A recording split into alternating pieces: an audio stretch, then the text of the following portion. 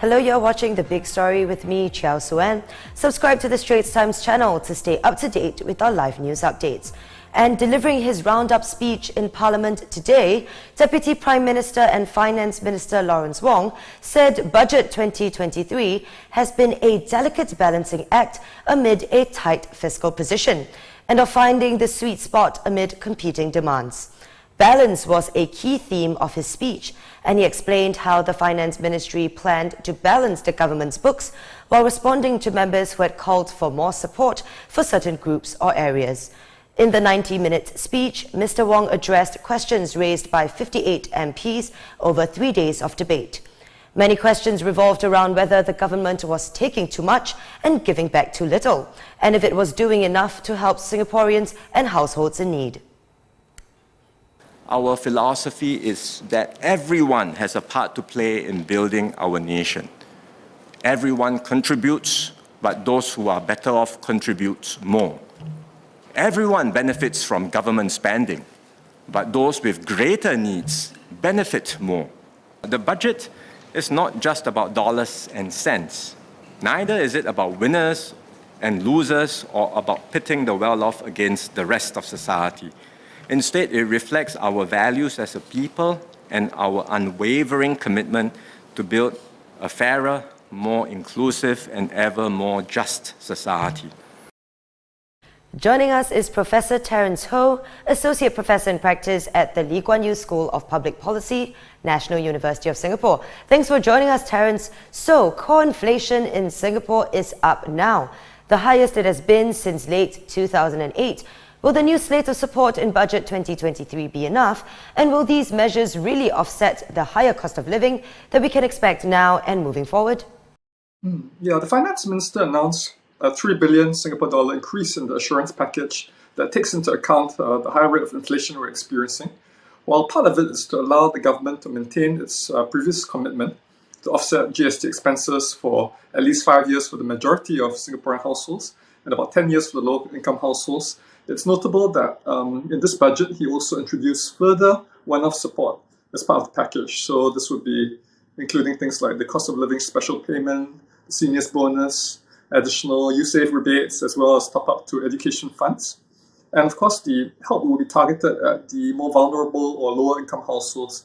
And in fact, he said that the enhancements would fully cover the increase in spending due to both inflation and the GST increase. But of course, different households may experience different effective rates of inflation depending on their specific consumption basket.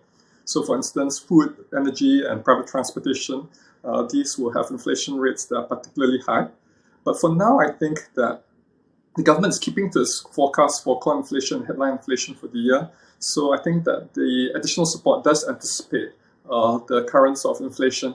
And going forward, I would say that further help is a possibility if inflation grows more strongly than expected, but we have to bear in mind that the fiscal situation is tight and the government will need to balance the budget over its term of government. So let's talk about the CPF salary ceiling increase. It is definitely a hot topic this budget. How will the policy impact our fiscal outlook long term, both in terms of personal and household income, as well as on a national level? Yeah, this CPF increase in the ceiling is targeted at the personal savings and retirement adequacy more than a revenue measure that affects the government's fiscal position. But it will help CPF savings to keep pace with income growth, given that the last time this ceiling was raised, I think it was 2016, and therefore provide more for retirement, housing, and healthcare needs. But of course, it would also reduce take-home pay because of the greater employee CPF contributions. So notably, the annual cap on the CPF contributions wasn't raised in terms of the annual cap rather than the monthly ceiling. So this would affect high-income earners less, and I think it's targeted to help the middle-income workers save more. For businesses, however, it would add to manpower and business costs on top of other cost increases that they're already facing. So it's helpful that for them, the change to the contribution ceiling will be phased in over 4 years from this year to 2026. Thank you for your valuable insight, Professor Terence Ho, Associate Professor in Practice at the Lee Kuan Yew School of Public Policy, National University of Singapore. The first day of the Committee of Supply 2023 debates has started. with one issue being Singapore's total fertility rate.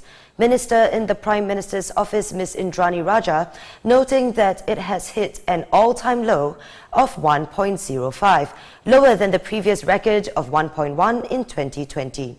One measure to help raise that, the doubling of paid paternity leave, which was lauded by MP for Nee Soon GRC, Louis Ng. But he added that more needs to be done to change mindsets over the equal sharing of responsibilities between parents, and for the government to commit towards initiatives that will lead to equalising paternity and maternity leave. Last year, Minister Josephine spoke in this House about whether paternity and maternity leave should be equalised to better reflect the desire for equal sharing of responsibilities. She said, quote, "Questions like this should not be forgotten. Every now and then we should revisit them. And even if we do not, Mr. Louis Ng will make sure that we do," unquote. So I'm here to fulfill this prophecy and make sure we revisit this important question. Like many, I'm happy we have doubled paternity leave. As Minister Indranie knows, and she bore the brunt of my repeated questions, I fought for this for many years.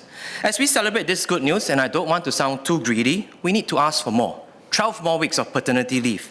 We should remember that an IPS research found that our family policies continue to signal that childcare is a woman's responsibility and reinforces gender stereotypes.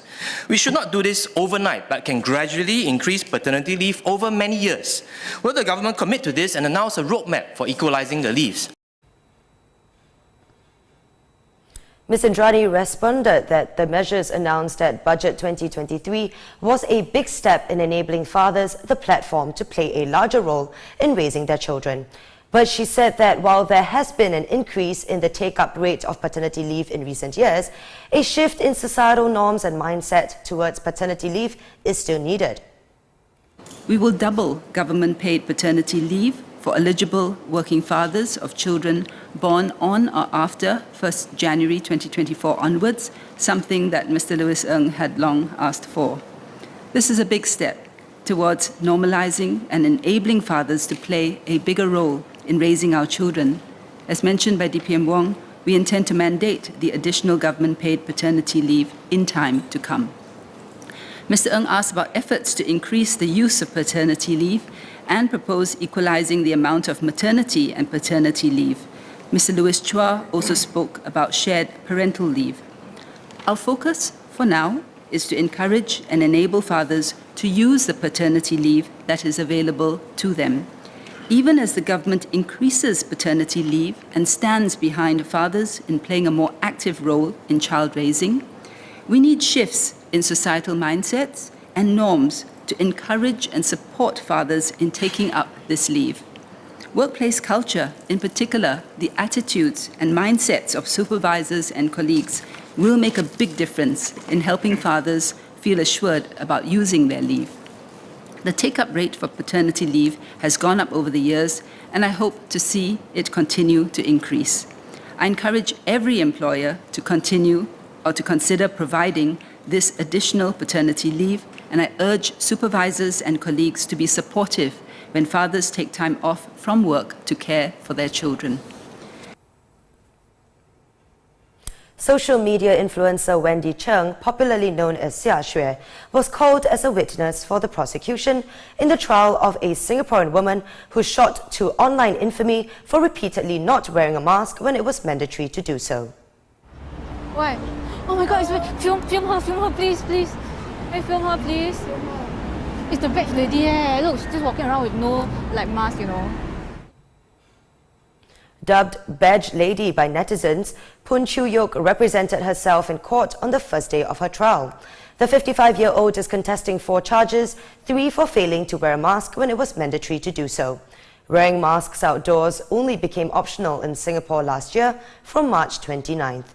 Ms. Poon was jailed in 2021 for flouting several pandemic-era regulations. And good news for those of you looking to travel. Cathay Pacific is giving away 12,500 round-trip tickets for tourists to Hong Kong from Singapore from March 2nd to 8th. The giveaway is part of a promotion campaign by the Chinese Special Administrative Region to woo back visitors, businesses and investors after more than 3 years of tough COVID-19 curbs. The Hello Hong Kong campaign was first announced by its Chief Executive John Lee in early February and included the announcement of 500,000 free flights to the city. And those are our top stories for today. Visit straitstimes.com for more news and our YouTube channel for more videos. Subscribe by hitting the red button below.